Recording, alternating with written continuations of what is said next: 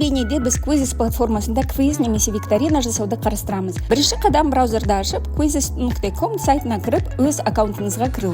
Басты бетте сол жақтағы жасау батырмасын басыңыз. Одан кейін викторинаның түрін таңдаңыз. Бұл бағалау тесті, сабақ, интерактивті бейне, түсінуді тексеру немесе флеш-карталар болуы мүмкін.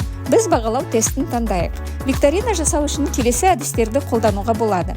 Жұмыс парақтарын немесе сұрақтарды импорттау, жасанды интеллект көмегімен генерациялау, немесе жаңа викторинаны нөлден бастау. Алдымен импорттау процесін қарастырайық. Құжаттарды құрылғыдан жүктеу немесе Google дисктен импорттау арқылы қосуға болады. Сонымен қатар сұрақтарды көшіріп, қолмен қоюға Google Forms немесе электронды кестені пайдалануға мүмкіндік бар. Енді Quizzes платформасындағы жасанды интеллект мүмкіндіктерін қарастырайық. Мұнда мәтіндік сұранышты енгізсеңіз, жүйе автоматты түрде сұрақтар жасайды. Сондай-ақ веб-сайттарды пайдаланып, немесе YouTube бейне жазбасына сілтеме қою арқылы сұрақтарды генерациялауға болады. Енді викторинаны нөлден жасап көрейік. Мұнда келесі сұрақ үлгілері қолжетімді. Көптік таңдау, бос орынды толтыру, шын немесе жалған, ашық сұрақтар, график жасау, математикалық жауап.